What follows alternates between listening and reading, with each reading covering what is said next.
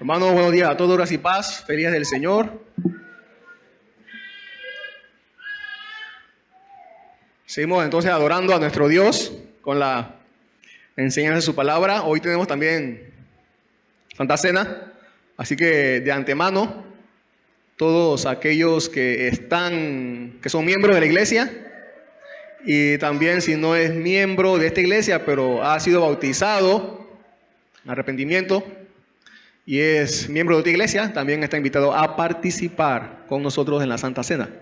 Así que vamos a Éxodo, capítulo 21.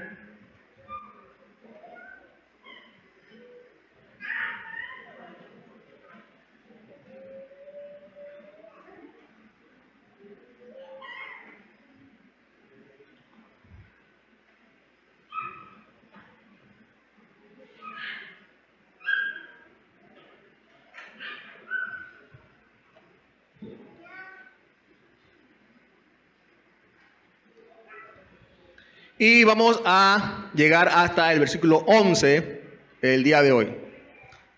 Éxodo capítulo 21, del 1 al 11.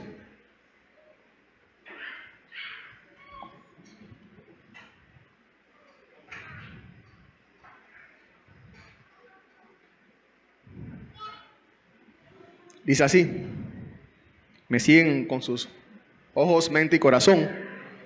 Estas son las ordenanzas que pondrás delante de ellos. Si compras un siervo hebreo, te servirá 6 años, pero al 7º saldrá libre sin pagar nada. Si entró solo, saldrá solo. Si tenía mujer, entonces su mujer saldrá con él. Si su amo le da mujer y ella le da hijos o hijas, la mujer y sus hijos serán de su amo y él saldrá solo. Pero si el siervo insiste y dice, amo a mi señor, a mi mujer y a mis hijos, no saldré libre. Entonces su amo lo traerá a Dios. Lo traerá a la puerta o al poste de la puerta, y su amo le horodará la oreja con una lesna y él le servirá para siempre. Si alguien vende a su hija como sierva, ella no saldrá libre como salen los siervos. Si ella no le gusta a su amo que le había destinado para sí, permitirá que sea redimida, pero no podrá venderla a un pueblo extranjero por haberla tratado con engaño.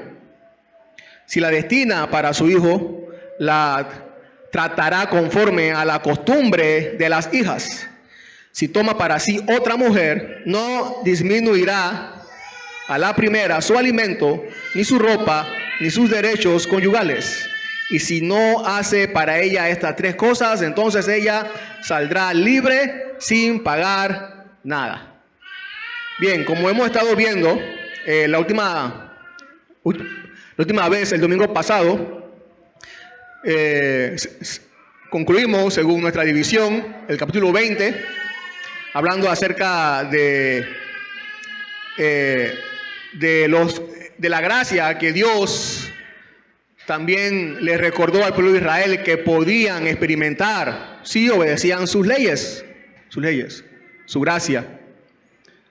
Él iba a poner su temor en ellos para que obedecieran su ley.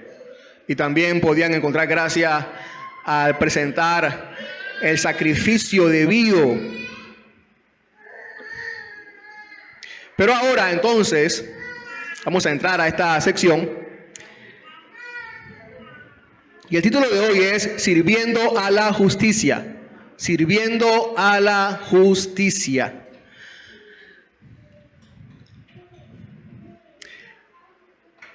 Una pregunta. ¿En qué piensa cuando escucha la palabra esclavitud? ¿En qué piensa? ¿En qué piensa cuando escucha la palabra esclavitud? Seguro piensa en abuso, maltrato, víctimas, discriminación, injusticias. hombres y mujeres de raza negra y muchas otras cosas también.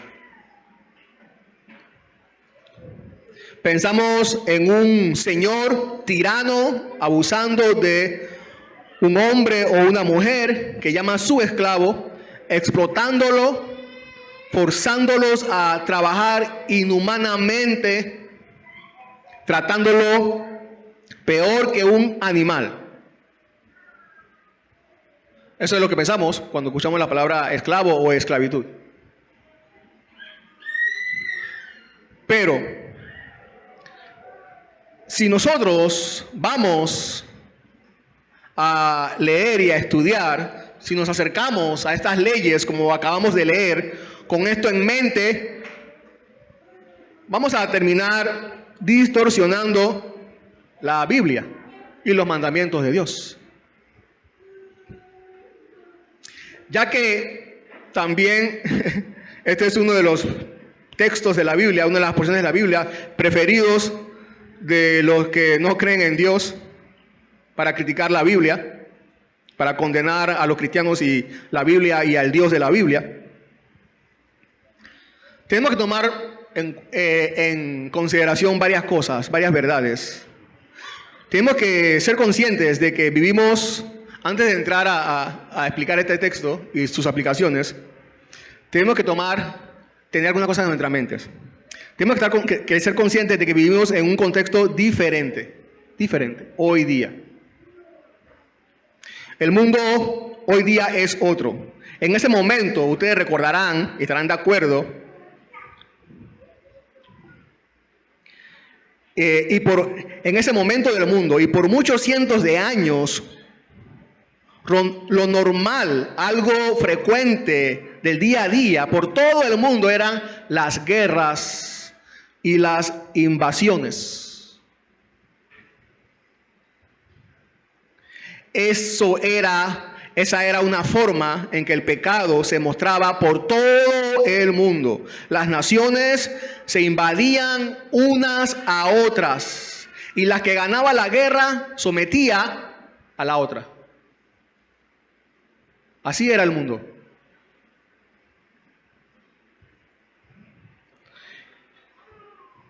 Y bueno, podemos darnos cuenta que Dios no tenía la intención de cambiar esa práctica del mundo de la noche a la mañana.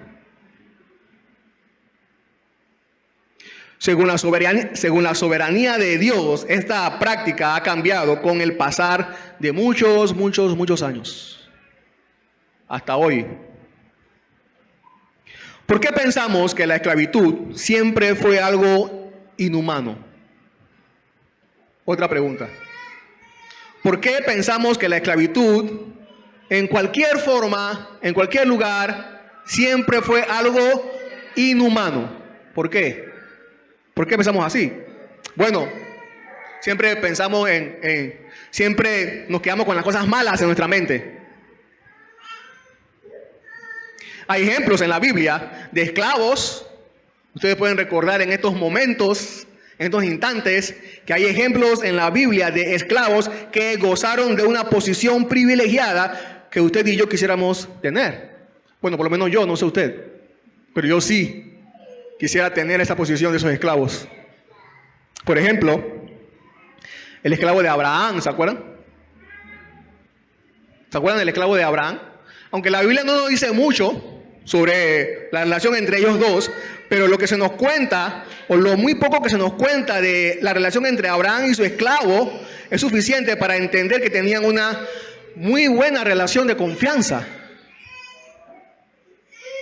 Y ustedes recordarán que si Abraham no llegaba a tener hijos, ¿quién se hubiera quedado con la multimillonaria riqueza de Abraham? ¿Quién? El esclavo de Abraham.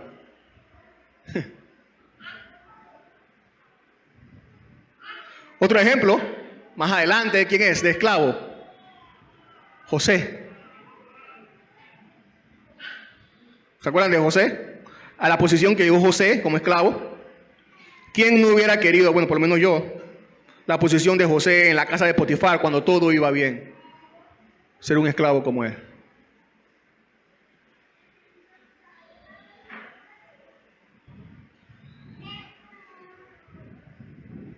Hay muchos ejemplos, de seguro, en toda la historia, de esclavos que fueron tratados muy bien por quienes servían y tenían puestos muy grandes también.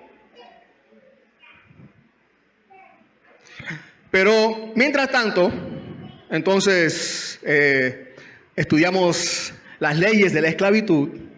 Entonces Dios va a introducir leyes que mejorarán, mientras estamos en este punto de la historia, mejorarán enormemente la condición del esclavo y van a elevar la condición también, como vamos a ver, de la mujer, el hombre y la mujer. Entonces las leyes que estaban muy por delante de la mejor cultura en ese momento. Leamos el versículo 1 también. Estas son las ordenanzas que pondrás delante de ellos. Antes de entrar a explicar y aplicar. Estas son las ordenanzas que pondrás delante de ellos. Dios no libró al pueblo de Israel para dejarlos libres por ahí y se fueran a hacer lo que quisieran. ¿Sí? No pasó así. No pasó así. Dios hizo que el pueblo de Israel dejara de servir al faraón para servirlo a él. Eso es lo que ha sucedido. No veo cómo el pacto de la ley, el pacto de la ley que acabamos de leer, no es señal de que ellos eran esclavos. Porque el pueblo de Israel era esclavos. E iba a seguir siendo esclavo. La ley de Dios le decía que ellos no podían hacer lo que ellos quisieran. El pacto que acaban de afirmar le decía a ellos que ellos no iban a hacer lo que ellos quisieran hacer. En este pacto se trataban las responsabilidades de los esclavos. Los esclavos de Dios. Según la Biblia, nunca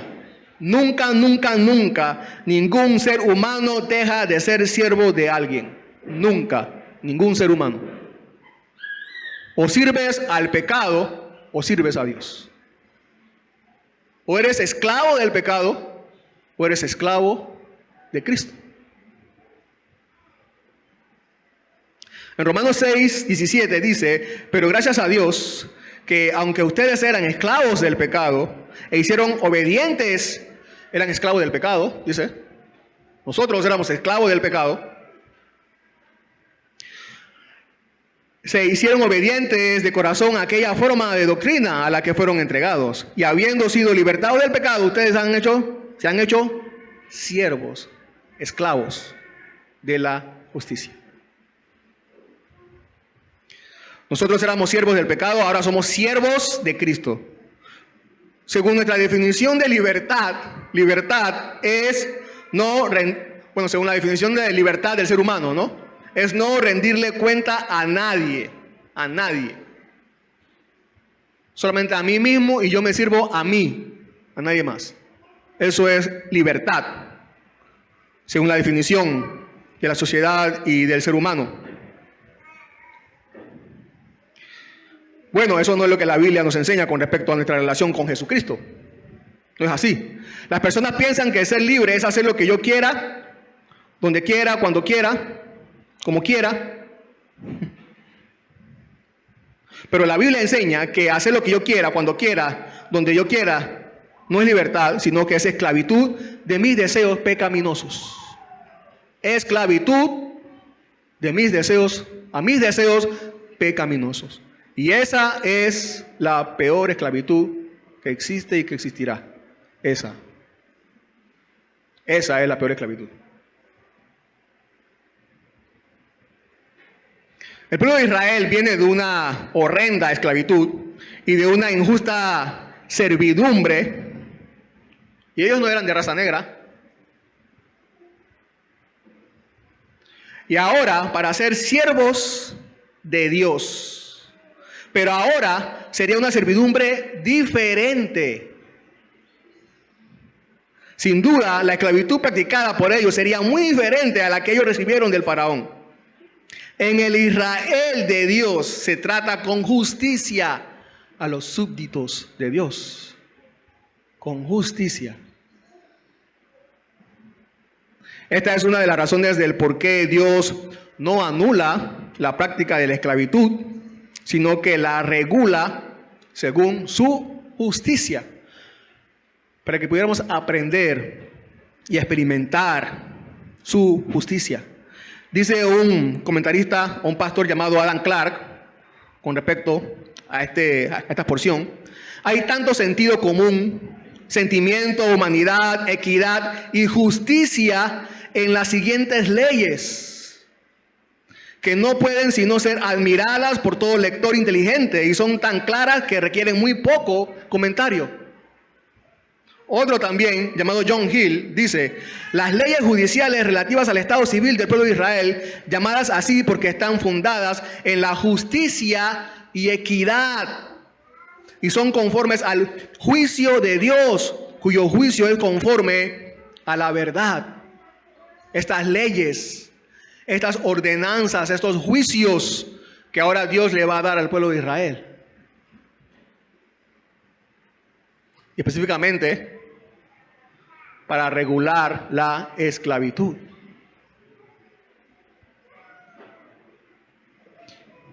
Son conforme al juicio de Dios, cuyo juicio es conforme a la verdad. Pasamos de una esclavitud a otra. Sí. Pasamos de una esclavitud a otra. Pero la diferencia es que en la anterior experimentábamos una esclavitud de placeres egoístas donde el fin era la vergüenza y la humillación. Pero en esta esclavitud experimentamos una justicia donde todo lo puro, el amor, la verdad, la paz y el gozo no tienen fin. Esa es la diferencia. Estas leyes amplían las instrucciones ya dadas, como vimos en el capítulo anterior, según nuestra división. Su voluntad que dio al pueblo en su pacto. Servir la justicia es hacer la voluntad de Dios. Tenemos que saber que la justicia que hemos experimentado en Cristo al salvarnos, es en esa justicia en la que somos llamados a servir, amándolo a Él y amando también a nuestro prójimo. Veamos entonces, ¿de qué forma? Veamos entonces. Versículo 2, entonces. Número 1, experimentamos descanso y gracia al servir a la justicia.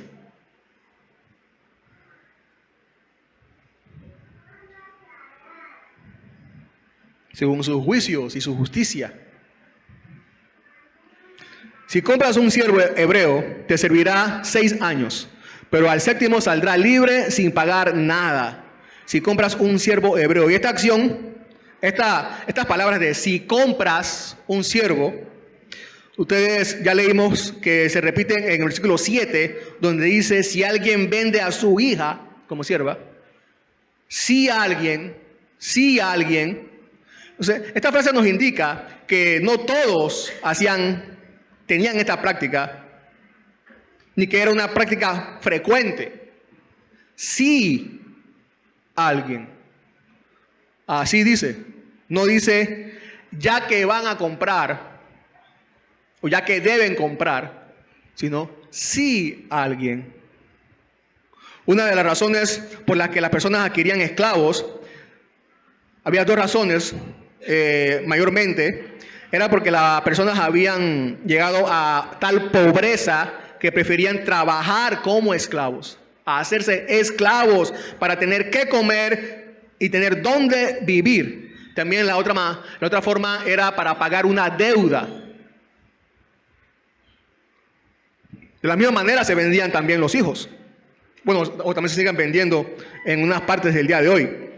Pero esto debió ser extraño entre ellos mismos, ya que según la promesa de Dios, ustedes se acuerdan, para Israel, por ser el pueblo de Dios, no debía haber nadie tan pobre como para venderse como esclavo.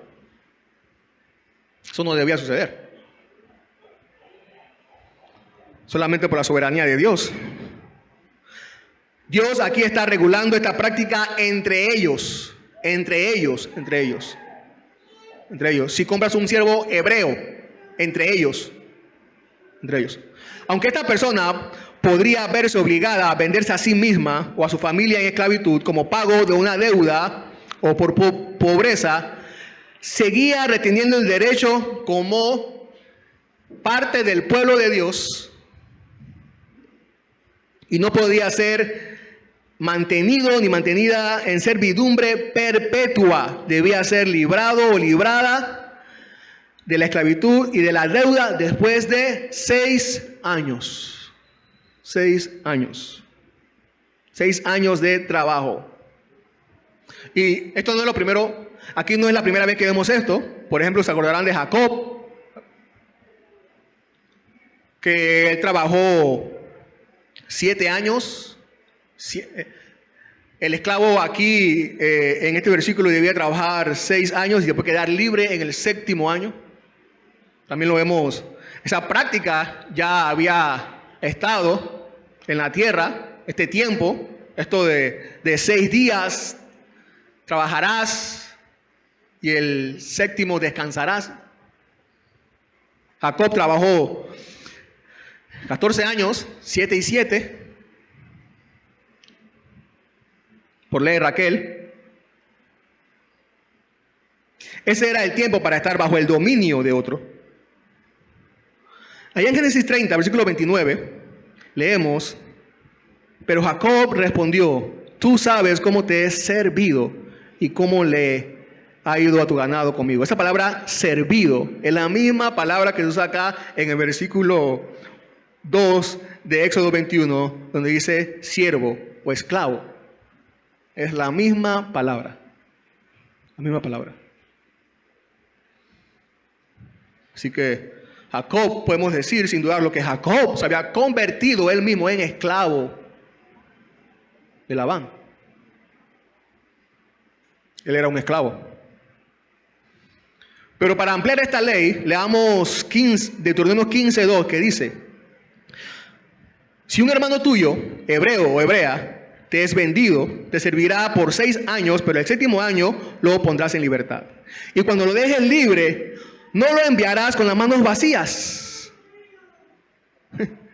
Le abastecerás generosamente de tu rebaño, de tu era y de tu lagar. Le darás conforme te haya bendecido el Señor tu Dios. Y te acordarás que fuiste esclavo en tierra de Egipto y que el Señor tu Dios te redimió. Por eso te ordeno esto hoy. Así como cuando Dios sacó a pueblo de Israel, ¿se acuerdan de Egipto, de su esclavitud? Que hizo que el pueblo de Egipto le diera muchos bienes. ¿Se acuerdan? Es lo mismo aquí.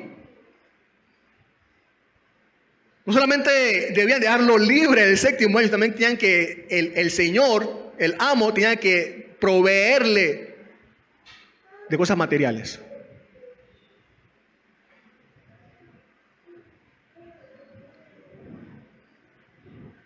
Y sucederá, dice el 16, que si él te dice: no me iré de tu lado, porque te ama y a ti y tu casa como tu casa pues le va bien contigo, entonces tomarás un leña, horarás su oreja contra la puerta y serás su siervo para siempre. Lo mismo harás a tu sierva.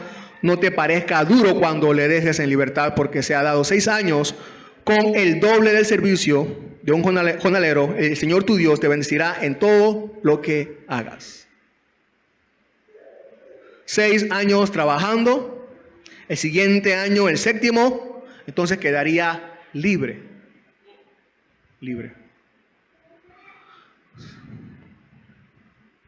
El 7º, libertad, descanso, de duro trabajo, descanso. Sin duda, este juicio, esta ley, está relacionada con el mandamiento del día de reposo. Su origen, allá en Génesis 2, ¿se acuerdan? Dios hizo todo en 6 días y el 7º día descansó. Pero también con su propósito teológico también. ¿Y cuál es el propósito teológico? Bueno, lo que Jesús dice en Mateo 11:28, vengan a mí todos los que están cansados y cargados y yo los haré descansar. ¿A qué cansancio se refería Jesús? ¿A qué cansancio? ¿A qué carga se refería Jesús? ¿A la física? No. A la espiritual. A la más importante. Cuando venimos a Cristo, después de una vida esclavizada por el pecado, de una vida de aquí para allá, buscando la felicidad, pero nunca encontrarla, y en vez de traernos paz, nos traes más y más vacío y desesperanza. Es entonces como llegar a Cristo como nuestro día de reposo, nuestra libertad de ese trabajo. Nuestro día, Él es nuestro día de reposo, pero un día de reposo sin fin. Sin fin. Él es nuestra libertad, nuestro descanso sin fin. Experimentamos la gracia, el descanso que no merecíamos. El descanso eterno que no merecíamos. Este descanso solo es posible porque hemos venido a servir a Cristo, que es nuestra justicia. Y de la misma forma entonces debemos mostrar gracia a los demás. Así le dijo el pueblo de Israel porque tú fuiste esclavo, acuérdate, hazlo también con los demás. Pero también en el versículo 3 y 4, para seguir avanzando, experimentamos amor al servir a la justicia. Amor también. Si entró solo, el esclavo saldrá solo. Si tenía mujer, entonces su mujer saldrá con él. Si su amo le da mujer y ella le da hijos o hijas, la mujer y sus hijos serán de su amo y él saldrá solo. La mujer o la esposa de este esclavo tendría que habérsela dado el Señor durante sus 6 años, o entre los 6 años allí, sirviéndolo a Él. Así que, por los datos que tenemos, habían varias opciones. Según los comentaristas, el esclavo podía comprar a su esposa, a su mujer. Si el Señor no quería venderla, tendría que esperar a que la mujer cumpliera los años de servicio. El lado positivo es que este esclavo, que ahora era libre, no tenía que preocuparse por ni la comida, ni el vestido, ni la vivienda de la esposa, ya que el Señor tenía que proveer para todo eso para su esposa. Otra opción es la que leemos entonces en el versículo siguiente. Bueno, también acerca de los hijos, también seguro tendría la oportunidad de comprarlos también. La otra opción es esta. Pero si el siervo insiste y dice, amo a mi señor, a mi mujer y a mis hijos, no saldré libre. Amo a mi señor, a mi esposa y a mis hijos, no saldré libre.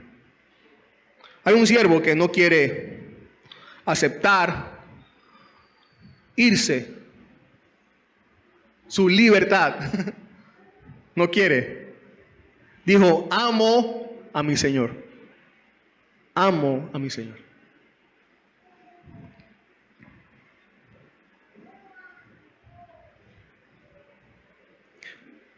¿Puede usted decir lo mismo? ¿Puede usted decir lo mismo? Amo a mi Señor.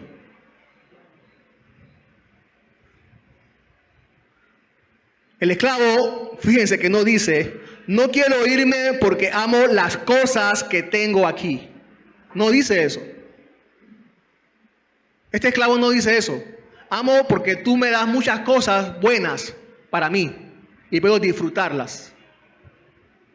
Eso no dice el esclavo. El esclavo dice que ama a su Señor. Amo a mi Señor. Es al Señor a quien este esclavo ama, a su Señor a quien este esclavo ama. ¿Saben? Y solo puede existir una razón por la que el esclavo diga amo a mi Señor. Solamente puede existir una razón por la que este esclavo diga amo a mi Señor. ¿Saben cuál es? que su Señor lo haya amado primero. ¿Sabes? Que su Señor lo haya amado primero.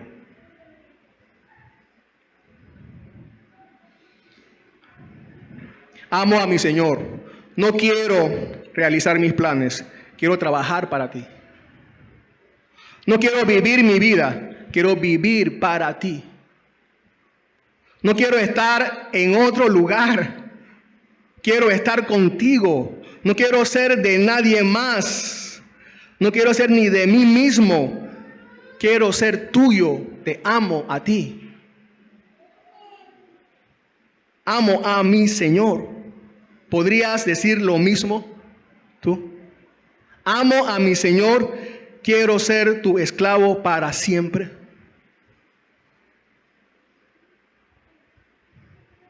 ¿Me amas? Fue la pregunta que le hizo Jesús a Pedro, ¿se acuerdan? ¿Me amas, Pedro? ¿Me amas? Pedro le dijo, Señor, tú sabes que te amo. Tú sabes que te amo, Señor. Pero lo había, ¿se acuerdan? Traicionado, negado.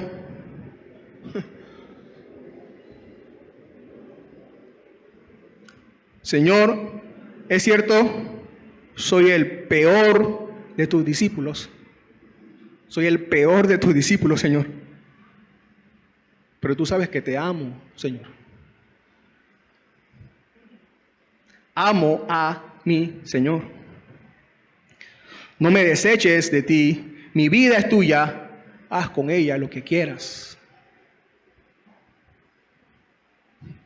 Amo a mi Señor. Quiero ser tuyo para siempre. Este mismo siervo dice que no quiere quedar libre, también porque ama a su esposa, a sus hijos. De modo que hay otra razón conectadas, no solo con su amo, sino también con los que están en la casa de su amo. Así que no podríamos dejar a Jesús, no solo por lo que Él es, y esa razón es suficiente, pero también por la familia que Él nos ha dado. Amamos la iglesia de Cristo. Amamos su iglesia. Amamos a nuestros hermanos y hermanas. Somos un cuerpo, uno solo, no podríamos estar sin ellos. Yo no podría estar sin ustedes, ni ustedes podrían estar sin mí.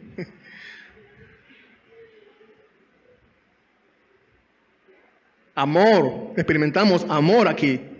Entonces su amo lo traerá a Dios, lo traerá a la puerta, al poste de la puerta, y su amo le orodará la oreja con una lesna y le servirá para siempre, con una lena o con un punzón. Le traerá a Dios, algunas versiones traducen al tribunal de Dios, y más que todo se refería a los sacerdotes o a los jueces que ejercían juicio entre el pueblo, que juzgaban. Así que lo llevará a la puerta de la casa de su amo, en señal de que estaba fijado allí. Ese era el símbolo, y no debía salir más de allí, de esa casa.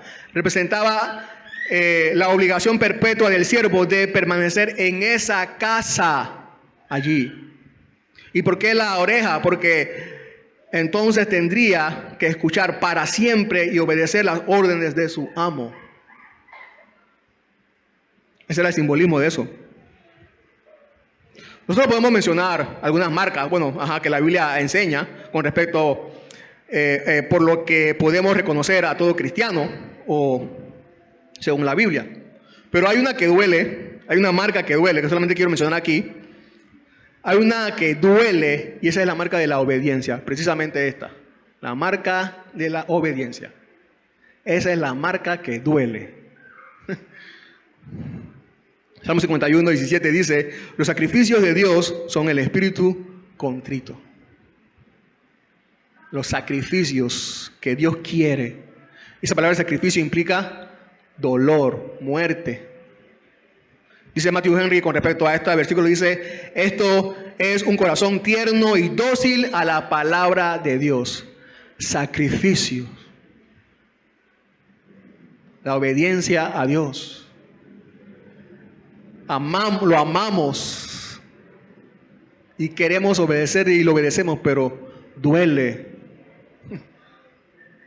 Pero porque lo hacemos, entonces es nuestra marca, es una de las marcas en cómo podemos reconocer a un cristiano, cómo la gente puede reconocer que yo soy cristiano. Que nuestro oído se quede con la verdad, de modo que estemos comprometidos a escuchar solo su voluntad, su palabra, su evangelio. Si somos servidores de Dios, el evangelio debe tener la exclusividad de nuestro oído, de modo que nos sometamos a su enseñanza y solo a su enseñanza, cueste lo que nos cueste. El sacrificio de la obediencia es una marca que muestra que somos de Cristo para siempre, por amor. Seguimos, versículos 7 y 8. Experimentamos protección al servir a la justicia también. Si alguien vende a su hija como sierva, ella no saldrá libre como salen los siervos. Ella no le gusta, si ella no le gusta a su amo que la había destinado para sí, permitirá que sea redimida. Otra vez, si alguien, no debería pasar, pero sucede, podría suceder. Aquí la intención de la venta parece ser como esposa, por lo que dice que destinado para sí, esposa. La venta podría ser el pago de una deuda, el pago por el dote o las dos cosas también. Dice, no saldrá libre como salen los siervos, o sea, como salen los hombres esclavos. No. ¿Por qué? O sea, que ella no tendría que esperar 6 años si el amo no la quiere. No tendría que esperar 6 años. Si después de unos meses el señor que la compró, después de todo, no la quiere, es su deber dar oportunidad de ser vuelta comprada. También dicen algunos comentaristas que se contaba cuántos años había servido, cuántos meses o cuántos días había servido y cuántos faltaban para el séptimo. Y según la suma, entonces se podía poner el precio de la compra. La muchacha no debía ser ni maltratada ni menospreciada. Lo más pronto posible debía ser vuelta a su familia por el dote ya pactado. No más esclavitud, de maltrato. Eso es lo que Dios no quiere aquí. No más esclavitud de maltrato, esclavitud sufrida. La esclavitud sin el sufrimiento de una vida vacía, ¿es posible? Sí, sí es posible. Es la esclavitud a la justicia. Es la servidumbre a la justicia. Es esta. Porque sirve a todo lo que tiene su fin en Cristo. Así que servir a la justicia nos protege de servir, una vez más, a la desesperanza. Pero no podrá venderla a un pueblo extranjero por haberla tratado con engaño. Dice que se ha comprometido con ella, pero que no ha completado el matrimonio, como prometió cuando la compró, o al menos dio razones para que se esperara que lo haría, porque según la costumbre o la cultura judía, la sierva hebrea no podía ser vendida, sino a quien se obligaba para desposarse con esa persona, cuando fuera apta para casarse. Entonces, prohibido venderla a un extranjero, prohibido. No importa cuánto era el precio dispuesto para pagar, no debía venderse a un extranjero. Levítico 25, 42 y 43 dice, porque ellos, para ampliar esta ley, porque ellos son mis siervos, los cuales saqué de la tierra de Egipto, no serán vendidos en venta de esclavos. No te enseñorearás de él con severidad, más bien teme a tu Dios. Son míos, dice el Señor, y de aquí no deben moverse. No van a salir de este pueblo, son míos. Servimos a la justicia, y la justicia de Dios se encuentra únicamente en el pueblo de Dios. Como Dios redimió a todos los israelitas en la esclavitud egipcia, debían considerarse a sí mismos como de su propiedad, y en su consecuencia no debían alejarse de él. En consecuencia, no debían alejarse de él. Dios es nuestro dueño final. Dios era el dueño final del pueblo de Israel, así como también lo es nuestro. Por tanto, es el único que ha decidido nuestra forma de servir y servimos a la justicia que podemos experimentar únicamente en su pueblo.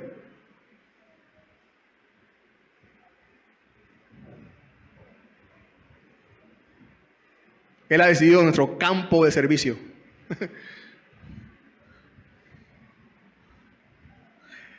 Esa justicia de Cristo en la cual tenemos esperanza. Versículos 9 y 10. Si la destina para su hijo, la tratará conforme a la costumbre de las hijas. Debería ser tratada con todos los derechos y privilegios de una hija, no de una esclava. Si toma para sí otra mujer, hablando del dueño de la casa, el amo, no disminuirá a la primera su alimento, ni su ropa, ni sus derechos conyugales.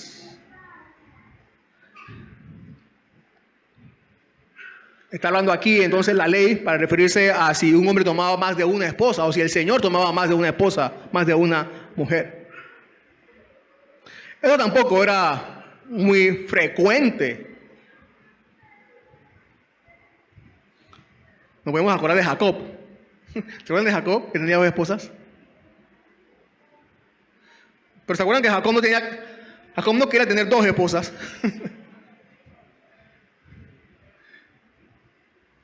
Fue su suegro que le dio a sus 2 hijas.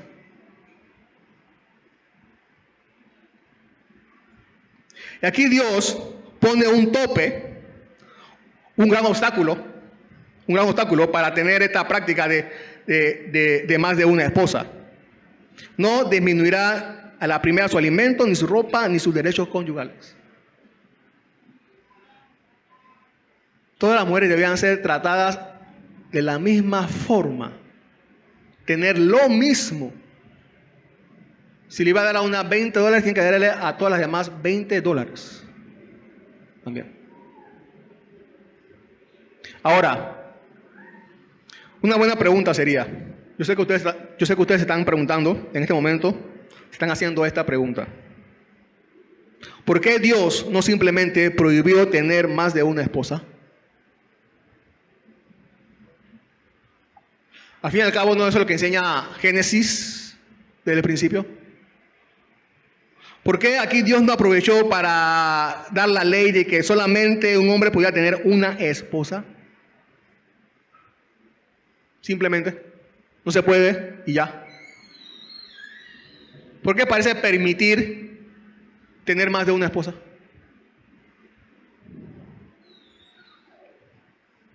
Otra vez, debemos recordar el contexto. Recordemos el contexto en que el mundo estaba en ese momento. Primeramente, antes de ir al contexto del mundo, Dios le da instrucciones a los jueces y los líderes del pueblo de Israel sobre cómo gobernar con justicia a la luz de las situaciones profundamente pecaminosas con las que probablemente se encontrarían. ¿Qué hacer si alguien tiene más de una esposa? Otra vez, el pasaje no dice, el pasaje dice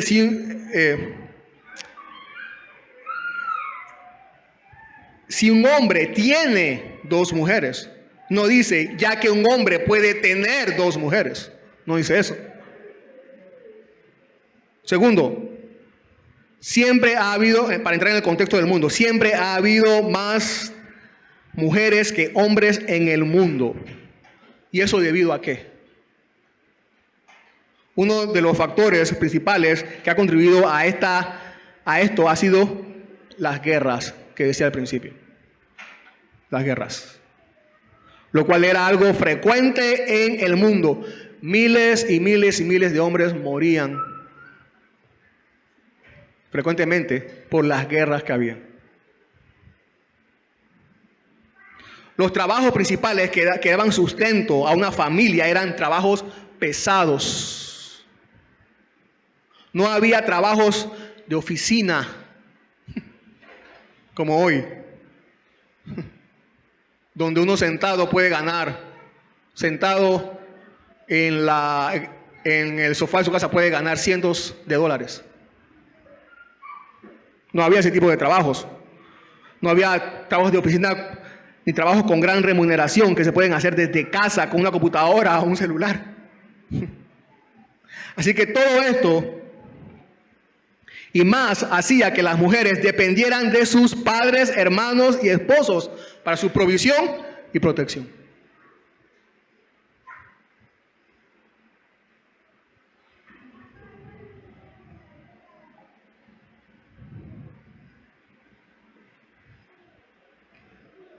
Seguramente era entonces mejor que una mujer estuviera por ahí en la calle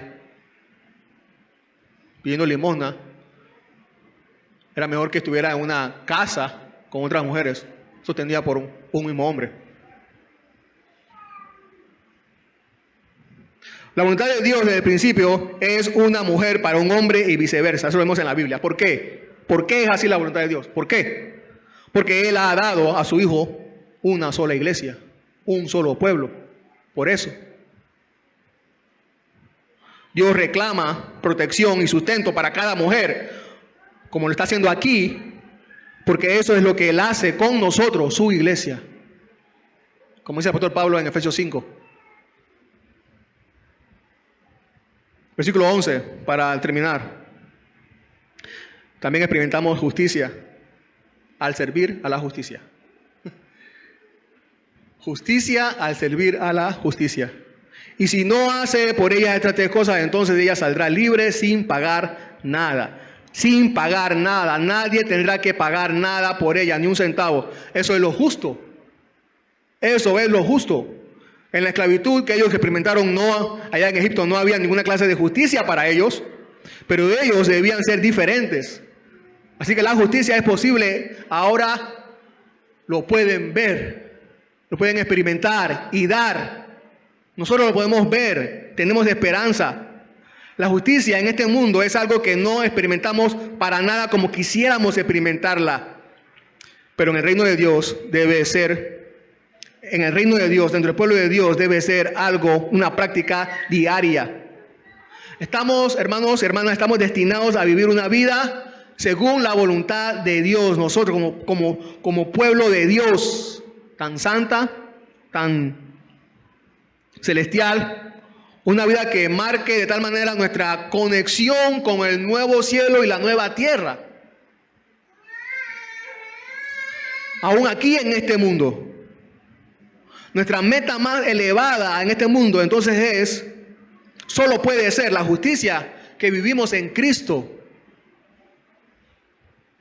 Romanos 6, 13 y 14 dice: ni presenten los miembros de su cuerpo al pecado como instrumento de iniquidad, sino preséntense ustedes mismos a Dios como vivos de entre los muertos y sus miembros a Dios como instrumentos de justicia.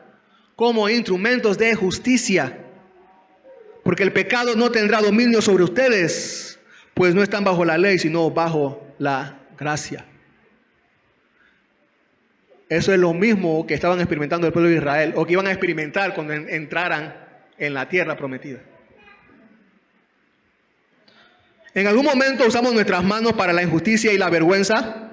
Bueno, que ahora sean instrumentos de servicio esperanzador para nuestro prójimo. Usamos nuestra lengua para despreciar, avergonzar a nuestro prójimo. Bueno, que ahora sea un instrumento para que la sal, como dice el apóstol Pablo, sazone los corazones y mentes de esperanza de nuestros prójimos. De esta manera, entonces convertiremos nuestros miembros en instrumentos de justicia. Hermanos, hermanas, iglesia, ¿no fue acaso este nuestro propósito inicial? Servir a nuestro Señor. ¿Para eso no fueron puestos nuestros primeros padres en el jardín del Edén? Sí.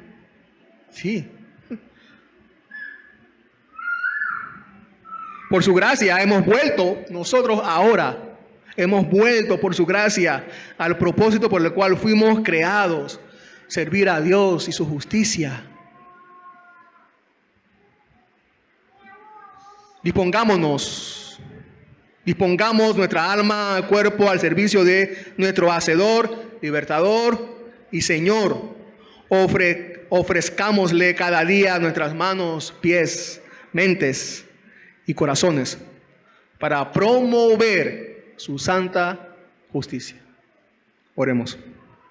Señor, gracias por estas palabras en las que hemos reflexionado, tus verdades en las que hemos reflexionado, estos versículos, textos, esta porción de tu palabra en la que hemos reflexionado. Y que cuando salgamos de aquí podamos seguir, Señor, reflexionando sobre estas verdades maravillosas acerca de ahora la clase de siervos que somos para ti. ¿A qué servidumbre hemos sido llamados, Señor? Y que tú nos hagas ver, Señor,